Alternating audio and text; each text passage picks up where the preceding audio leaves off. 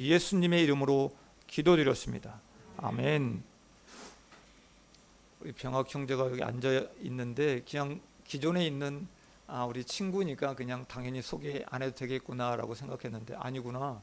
좀 오사카에서 공부하고 있는데 이렇게 시간 내줘서 또 같이 예배하게 하여 주셔서 감사합니다. 우리 병학군 환영합니다. 이렇게 우리 축하드립니다.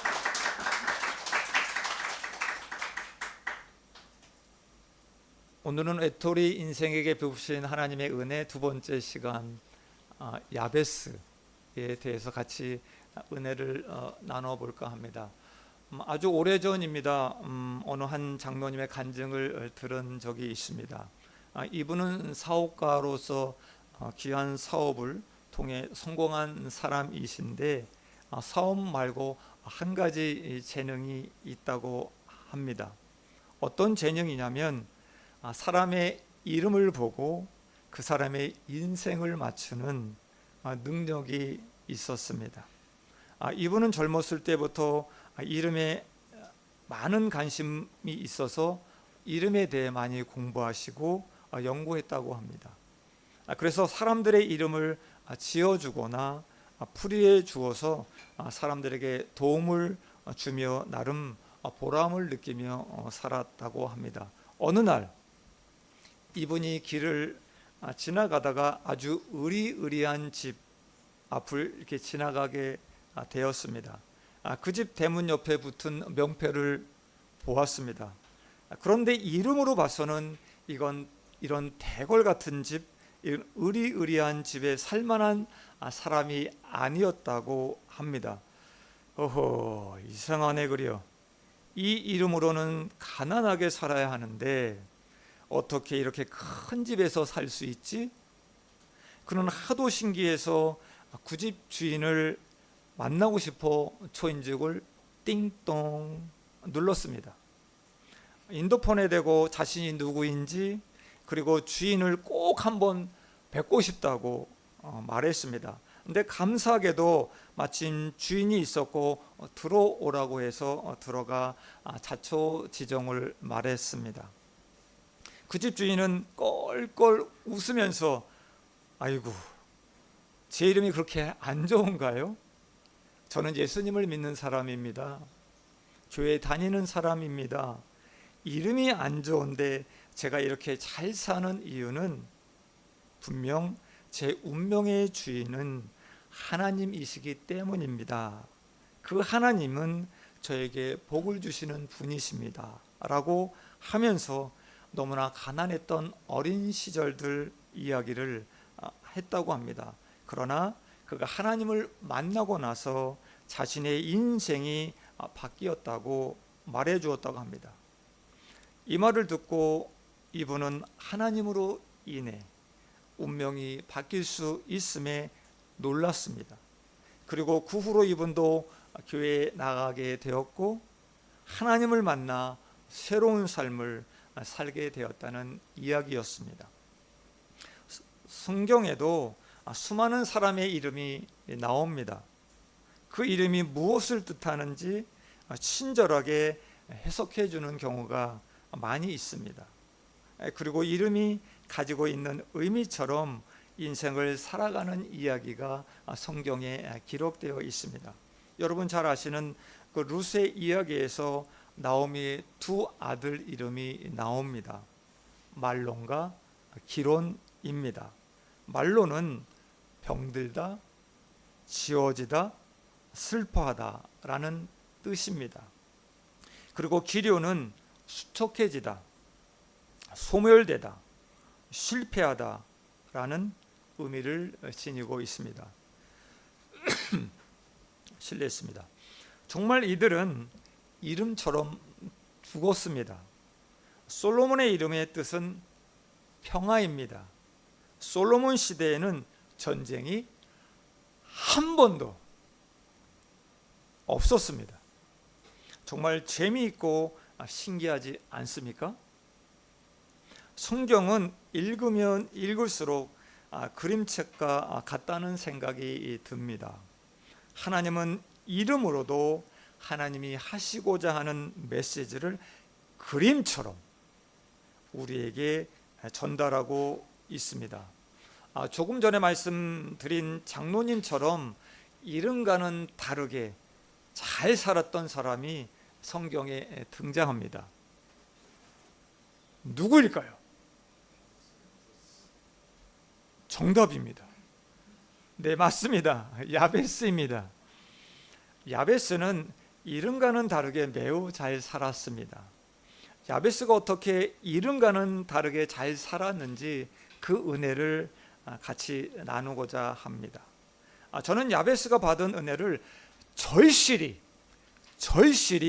기도한 은혜라고 말씀드리고 싶습니다. 야베스가 받은 은혜가 뭐라고요? 아멘. 네, 맞습니다. 절실히 기도한 은혜입니다. 야베스 이야기는 역대기 상에 나옵니다. 역대기는 레위기처럼 성경의 수면제라고 불리는 매우 긴 이스라엘 족보가 나옵니다. 발음하기조차 어려운 사람들의 이름이 계속 나옵니다.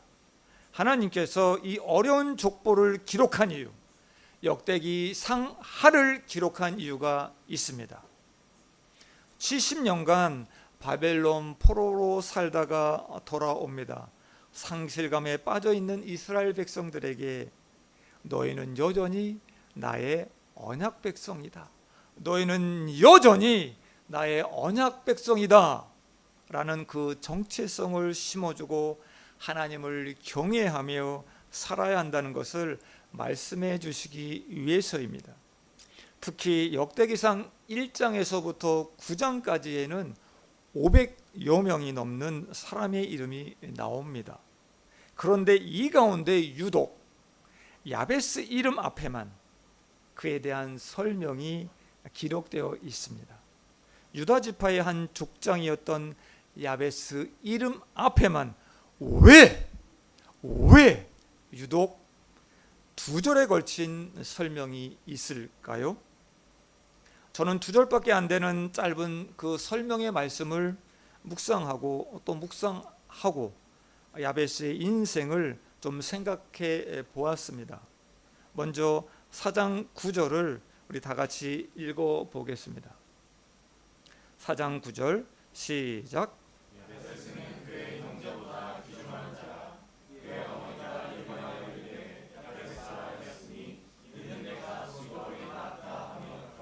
아멘. 성도 여러분, 야베스의 가정은 너무 가난했습니다. 지금 있는 가족도 먹고 살기 어려운데 야베스의 어머니는 아이를 또 갖게 되었습니다. 설상가상으로 야베스가 태어나기 전 야베스의 아버지는 사고로 돌아가시고 말았습니다. 그래서 어머니는 가부가 됩니다. 자식들과 막막하게 하루하루 근근히 살아내고 있었습니다. 소망도 희망도 보이지 않는 그때 야베스가 태어난 것입니다. 어머니는 얼마나 속이 상했는지, 이 아이의 인생은 고통밖에 없겠구나 라고 싶어 야베스라고 이름을 지었습니다. 성도 여러분, 야베스는 고통, 수고라는 의미를 담고 있습니다. 아무리 힘들다고 해도 아들의 이름을 고통이라고 지었을까요? 누구나 아이를 낳으면 또는 아이를 낳기 전부터 아이 이름을 무엇으로 해야 되나 고민합니다. 그리고 기도합니다. 그리고 이름을 지어줍니다. 그러나 야베스의 어머니는 평생 불릴 이름이기에 잘 지어 주어야 함에도 아들 이름을 고통이라고 지어 주었습니다. 성도 여러분, 이런 겁니다.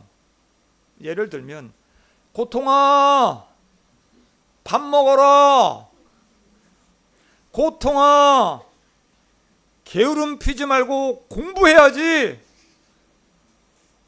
생각만 해도 웃지 못할 안타까운 이름입니다. 그런데 이런 야베스를 9절에서 그의 형제보다 귀한 자, 귀중한 자라고 말하고 있습니다.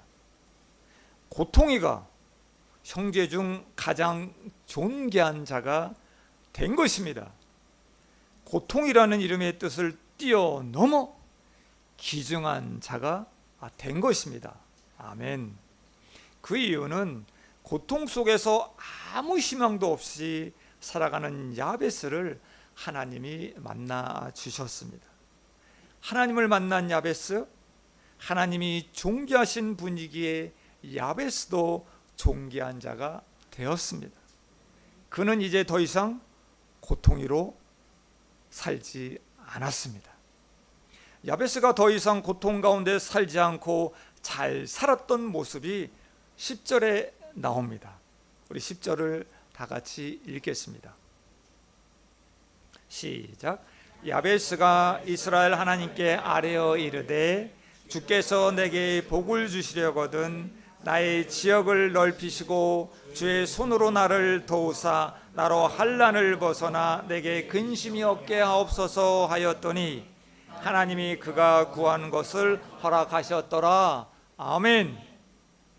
하나님이 야베스가 구한 것을 몽땅 다 허락하셨다.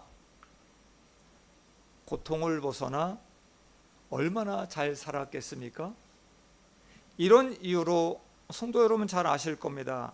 야베스의 기도, 한동안 많은 분들께 폭발적인 사랑을 받았습니다.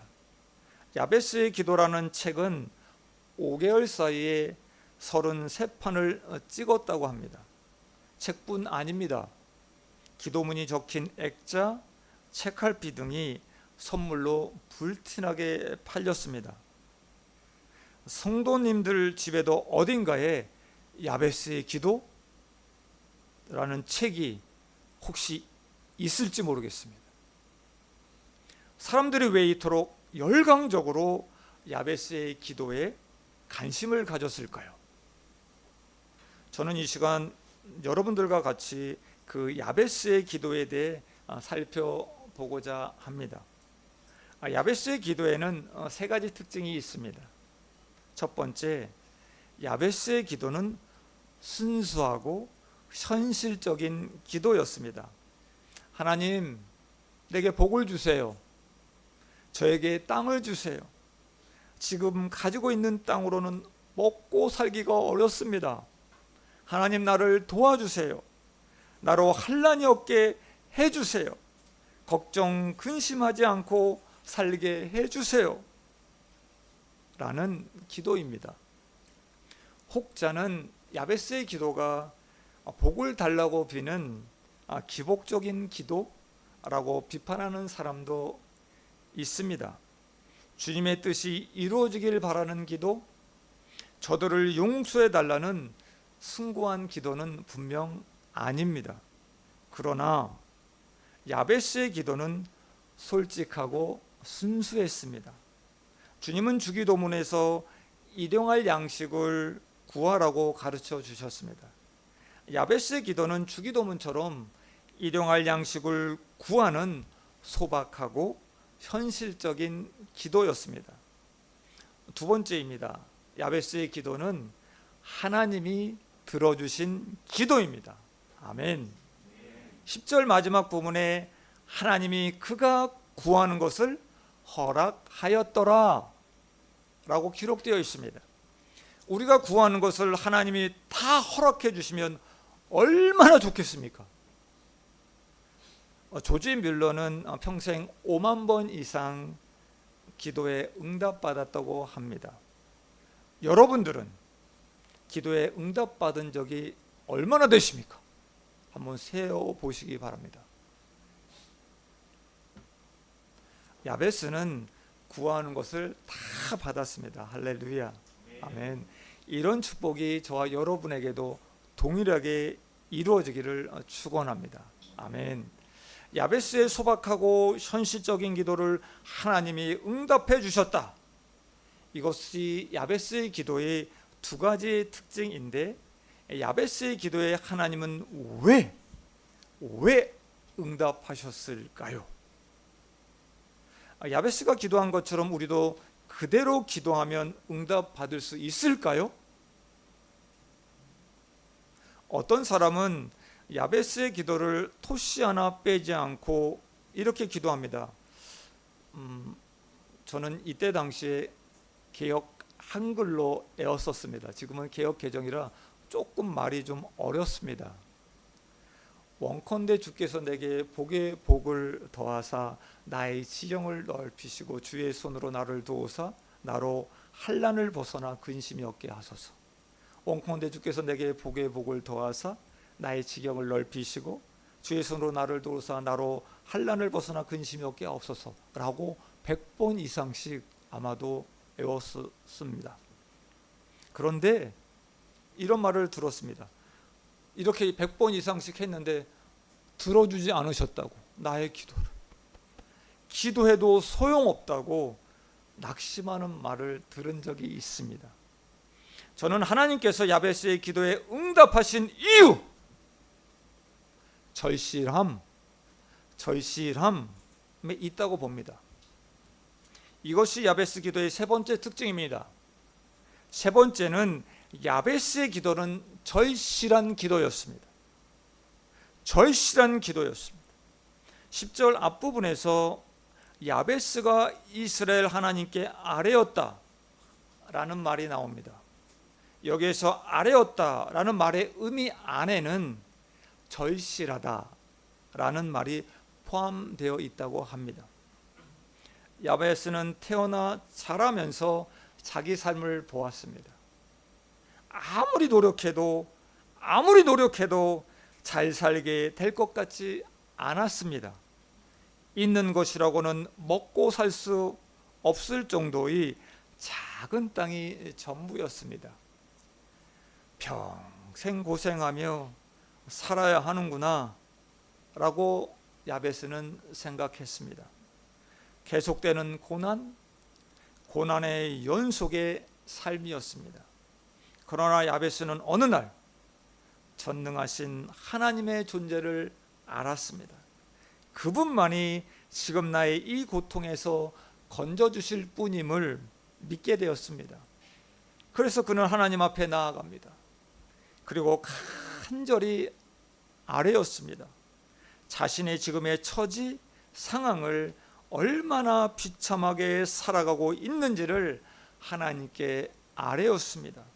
자신의 고통을 말씀드릴 때 아마도 야베스는 목 놓아 울었을 것입니다. 처절하게 부르짖었을 것입니다.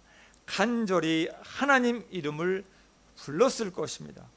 그는 부르짖고 매달리고 소리질러 기도했습니다. 고통에서 벗어나려는 그 절실함, 고난을 벗어보려는 그 간절함, 이것이 야베스 기도의 핵심입니다. 하나님이 허락하실 수밖에 없었던 이유입니다. 아멘. 우리나라는 일제 식민지 그리고 참혹한 한국 전쟁, 6.25 전쟁을 지납니다. 그때 그 피폐한 곳에서 이루 말할 수 없는 그 고통 가운데 수많은 사람이 하나님을 찾았습니다. 허기진 배를 움켜잡고 주님 앞에 나왔습니다. 그리고 울면서 야베스가 했던 기도를 했을 것입니다. 먹을 것 좀 주세요. 먹을 것 좀 주세요. 이 고통에서 벗어나게 해주세요. 제발 살려주세요. 이 절실함이 하나님의 마음을 움직일 수 있었습니다. 아멘. 성도 여러분, 야베스 하면 생각나는 사람이 한 분 있습니다. 우리나라 최초 시각장애인 박사이자 미국 조지 부시 행정부 시절에 백악관 국가장애위원회 정책 차관보를 지낸 고 강영우 박사님입니다. 강영우 박사님의 간증을 좀 짧게 정리해서 읽어드리겠습니다. 나는 중학교 1학년 때 골키퍼를 하다가 친구가 찬 공에 눈을 맞아 실명하게 되었다. 어머니는 그 충격으로 세상을 떠나셨고 14세 때에는 아버지마저 돌아가셨다. 나는 졸지에 눈먼 고아가 되었는데 동생들을 돌본다고 공장에서 일하던 누나마저 세상을 떠나고 말았다. 나와 동생들은 슬픔도 같이 하지 못하고 다 흩어져 살게 되었다. 남동생은 철물점에, 여동생은 고아원에 보내졌고 나는 맹인재활센터에 들어가게 되었다. 처음에는 저주받은 것이라고 왜 하필 나에게 이런 시련을 주셨느냐고 하나님을 원망했다. 원망 속에서도 나는 눈을 뜨게 해달라고 간절히 기도하고 또 기도했다. 암흑이 나를 짓누르는 고통 속에서도 나는 계속 기도했지만 하나님의 응답은 NO였다. 그러나 나의 간절한 기도에 하나님이 응답해 주시지 않았지만 약할 때 강하게 하시는 주님을 의지하여 위대한 사도가 된 바울을 모델로 삼기로 했다. 그래서 나는 나의 고난을 극복하기 위해 절실히 이렇게 기도했다. 나의 고통을 통해 다른 사람을 섬기게 하소서. 나의 고통을 통해 하나님 나라에 쓰임받게 하소서. 나의 고통을 통해 보탬이 되게 하소서. 하나님은 내 눈을 고쳐주지 않으셨지만 이 기도에는 다 응답해 주셨다. 아빠 대신 글을 써주던 아들은 변호사가 되고 또 한 아들은 아빠의 눈을 고쳐주겠다고 안과 의사가 되었다. 우리 가정은 미국에서 최고의 가문이 되었다. 만약에 제 눈을 하나님께서 뜨게 해주셨다면 저는 소년 가장으로서 동생들을 먹여 살리기 위해 아무것도 못했을 것입니다. 하나님은 20년, 30년 뒤를 내다보시고 놀라운 축복을 주신 것입니다. 많은 사람들이 저에게 장애에도 불구하고 라고 말을 건넵니다. 그런데 저는 그 말을 이렇게 고쳐드립니다. 장애에도 불구하고가 아니라 장애를 통해서, 장애 덕분에 라고요. 그러나 아무에게나 저절로 이런 일이 이루어지는 것은 아닙니다. 고난과 역경 속에서도 하나님을 의지하고 간절히 찾는 자들에게 이루어 주시는 것입니다. 라는 간증입니다. 성도 여러분, 절실히 기도한다는 것은 어떻게 하는 것일까요? 절실히 기도하자! 라고 말만 한다고 되는 것은 아닙니다. 절실히 기도하는 것은 하루 한 번 기도했다면 2번 기도의 자리로 나아가는 것입니다. 절실히 기도하는 것은 하나님이 하실 것을 믿고 하나님 앞에 다시 앉는 것입니다. 절실히 기도하는 것은 전적으로 하나님만을 의지하는 것입니다.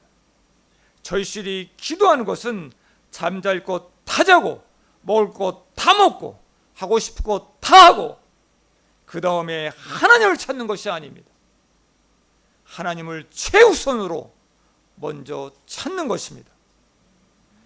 성도 여러분, 아이들이 아프거나 아니 가족 중에 누구 한 명이 아프면 절실히 간절히 기도하게 됩니다. 여러분 기억하시죠? 우리 몇 년 전 우리 예준이가 쓰러졌을 때 우리 고집사님, 허집사님은 얼마나 놀라셨을까요? 그때 우리 권목사님께서 우리 일본 지부에 있는 그리고 아시는 선교사님들 그 단톡방에 긴급 기도 제목을 올려주셨습니다.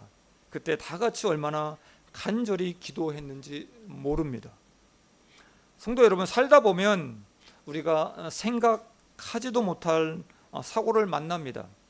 그리고 고통과 고난이 올 수도 있습니다. 그때 우리는 자신도 모르게 절실히 아주 간절히 기도하게 됩니다. 우리 교회는 우리 이호철 집사님의 아픔으로 인해 같이 절실히 기도하고 있습니다. 집사님의 어머님은 십자가 보혈이라는 글자를 적으시며 보혈의 피에 의지해서 간절히 기도하신다는 이야기를 들었습니다. 아멘. 집사님이 불면증으로 혹 가려움으로 인한 고통 가운데 있다고 하면 더 절실히 매달리게 됩니다. 우리 교회는 집사님으로 인해 절실함의 기도를 배우고 있습니다. 저도 이호철 집사님으로 인해 부족하지만 더욱 절실히 기도하게 되었습니다. 이것은 단지 하나님의 은혜라고 생각합니다. 몇 번 소개해 드렸습니다. 우리 타마가 교회 목사님의 아픔, 유방암과 류마티스로 굉장히 많이 힘드셨습니다. 40일 그래서 그로 인해 40일 저녁 작정 기도회를 시작했습니다. 지금은 완전히 치유되셨습니다. 그래도 계속해서 이런 40일 저녁 기도회를 1년에 2번씩 하고 있습니다. 그리고 철야 기도를 매달 1번씩 하고 있습니다. 성도님들이 절실히 기도하는 그 맛을 알게 된 것입니다. 절실한 기도, 이것은 하나님을 움직일 수 있습니다. 아멘. 야베스는 나는 어차피 안 돼. 흙수저로 태어났으니 그저 이렇게 살다 가는 거지 그는 가난하고 고통스럽게 사는 삶에 자포자기하지 않았습니다. 그는 하나님을 절실히 간절히 찾았습니다. 말씀을 맺습니다. 성도 여러분, 예배를 드려도 되고 안 드려도 되고 그냥 이 정도로 살면 되는 거지 라고 자족하지 마시기 바랍니다. 야베스처럼 하나님 앞에 나와 절실히 간절히 기도하시기를 원합니다. 아멘. 주여, 앞이 안 보입니다. 저의 눈을 열어 제가 갈 길을 보여주소서. 주여, 제게 복을 주시어 태의 기업을 허락하소서. 주여, 주의 손으로 저의 아픔을 치유해 주소서. 주여, 저로 이 환난에서 벗어나게 하소서. 주여, 사업이 번창케 하소서. 이런 기도입니다. 성도 여러분, 절실히 기도한다는 것 마음만 먹는다고 되지 않습니다. 결단해야 됩니다. 그리고 의지를 드려야 됩니다. 그리고 행해야 됩니다. 성도 여러분, 부족합니다. 저 요즘 아침 저녁으로 교회에 나와 기도합니다. 정말 죄송스럽습니다. 단지 그냥 저의 절실함을, 그냥 간절함을 그냥 하나님께 보이기 위해서 교회에 나옵니다. 그리고 주님께 이렇게 기도합니다. 주님, 우리 동경 사랑의 교회를 불쌍히 여겨주시기 원합니다. 그리고 성도들 한 분 한 분들 불쌍히 여겨주시기를 원합니다. 그리고 돌보아 주시기 원합니다. 그리고 이 동경 사랑의 교회에 부흥을 허락해 주시기 원합니다. 라고 말입니다. 우리 하나님은 야베스 이름 앞에 단 2절의 설명을 통해 포로로 돌아와 어떻게 살아야 할지 막막하고 낙심된 그 이스라엘 백성들에게, 아니 저희들에게, 나는 살아있는 하나님이다, 나는 고통 가운데 부르짖는 그 절실한 기도에 응답한다, 그 산 증인으로 야베스가 있었다, 너희들도 나에게 이렇게 기도하거라, 이것을 가르쳐주고 있는 것 같습니다. 아멘. 나의 생활에서, 성도 여러분, 나의 생활에서 내가 내려놓을 수 없는 것, 저희들의 표현은 한국말로 내려놓는다라고 표현합니다만 일본어로는 버린다라고 합니다. 그게 저는 맞는다고 생각합니다. 나의 생활에서 내가 버릴 수 없는 것을 단전히 버려야 되는 것, 가감없이 버리는 것, 그리고 하나님 앞으로 나오시기 바랍니다. 하나님 앞에 나와 매달리시기 바랍니다. 이 절실함의 은혜, 그것은 기적이 일어나는 첫 걸음이 될 줄 믿습니다. 다 같이 기도하기를 원합니다.